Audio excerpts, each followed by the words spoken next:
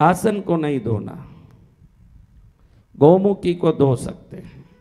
उसको भी हम देखो, मेरे 25 साल में मैंने कोई गौमुखी को धोया नहीं। हमारे गुरुदेव कहते थे, मसानवासी हैं गुरुदेव मेरे, मणिकर्णिका मसान बनारस में, ब्रह्मनाल में उनका निवास। तो मेरे गुरुदेव कहते थे, बेटा गंगा में देखो, इधर मणिकर्णिका में कितने मुर्दे बह रहे हैं, क्योंकि मुर्दे को पूरा जलाने वहाँ टाइम नहीं होता। थोड़ा मुर्दा जला, अगला लाइन में खड़ा रहता है तो ऐसे ही पानी में धक्का मार देते हैं और वो लोग परिवार वाले निकल जाते हैं। वो जैसे ही निकला, उस मुद्दे को लेके पानी में ढकेल दिया, दूसरा नया रख दिया। जैसे आप 2 से इडली के पाए रखते हो, वैसे रखते रहते हैं वहाँ मुर्दे। तो हमारे गुरुदेव ने एक बात कही, देख बेटा, ये मुर्दे इतने सारे रोज सैकड़ों की संख्या में इस गंगा में गिर रहे हैं, तो ये गंगा पवित्र है क्या अपवित्र? बोलो हाँ, कैसे? मुर्दे पड़ गए तो पवित्र?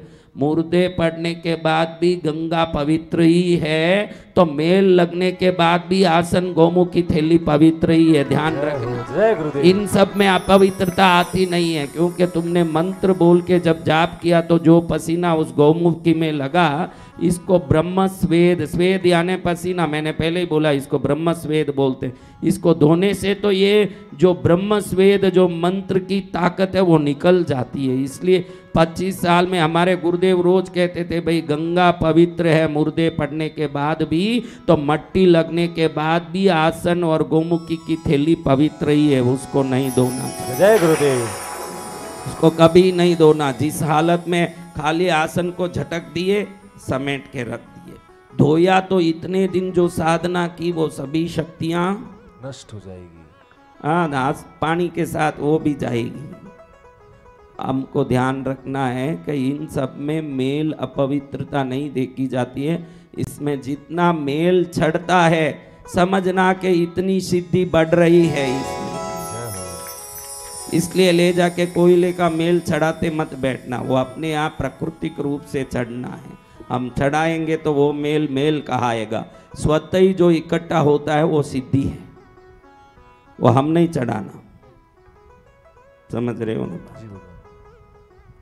तो अब आप सबकी जाप भी अच्छी हो रही है, आपकी भक्ति भी अच्छी हो रही है। कल सबका एग्ज़ाम पूरा हो जाएगा, सब अपने अपने एग्ज़ाम पूरा करके घर तक निकलेंगे। एग्ज़ाम हमारी हो गई, जिसने जैसे लिखा उसको उतनी मार्क मिलने वाले हैं।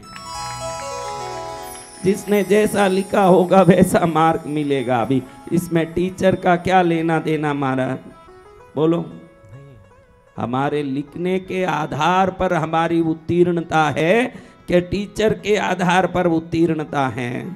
लिखने के आधार पर महाराज। अभी भी एग्जाम, फाइनल एग्जाम कल ही है, तो अच्छे से लिख लोगे तो अच्छे से पास हो जाओगे। और इधर जो संसार के एग्जाम में पास होगे, क्या होगा? एक जॉब मिलेगा, कुछ सैलरी मिलेगी, और क्या मिल जाएगा। लेकिन इस एग्जाम में पास हो जाओगे तो वो जितनी चीजें बोल रहे हो, ये मिलेगा वो मिलेगा, वो सब ऐसे ही कृपा से मिलेगा। जय गुरुदेव। साधना का यही विशेषता है, समझा? कभी राणकपुर गए हो? राणकपुर राजस्थान में मंदिर है, गए राणकपुर मंदिर? राणकपुर के मंदिर में महाराज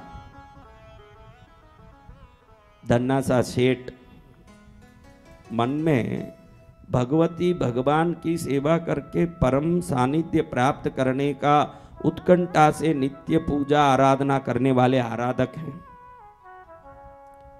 इनके सपने में एक बार देवी अंबिका माता ने नलिनी गुल्म विमान दिखाया।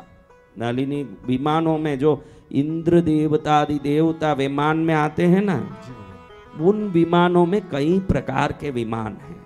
उसमें एक प्रकार का विमान का नाम है नलिनी गुल्म विमान। उस विमान में अंदर के एक कक्ष में कम से कम 1 लाख लोग बैठ सकते हैं एक कक्ष में। वैसे 80,000 कक्ष होते हैं उस विमान में, समझा ना? उस विमान के पंख होते हैं, जहाँ जाना वहाँ एक क्षण में जाता है। इस विमान को देवी माता ने इनको दिखाया सपने में जैसे ये विमान देखा, इनको लगा कि इतना विशाल विमान अगर आकाश के देवताओं के लिए हो सकता है तो इस रूप में एक मंदिर भगवान के लिए क्यों नहीं हो सकता है, ये उनके मन में सोचा। आप किसी चीज को देखते हो, एक माला देखते हो, अधम आदमी सोचेगा कि ये मैं पहन लूं तो कैसा होगा, मध्यम आदमी सोचेगा कि मेरा परिवार पहनेगा तो कैसा होगा, उत्तम आदमी सोचेगा कि ये मेरा भगवान पहनेंगे तो कैसा होगा। सोचने वाले आदमी के हिसाब से ये बात जाता है कि आप कैसे सोचते हो। एक ही वस्तु है, उपयोग किस पर करना चाहते हो, इससे आपकी योग्यता का समझ आता है कि आप किस पर उपयोग करना चाहते हो।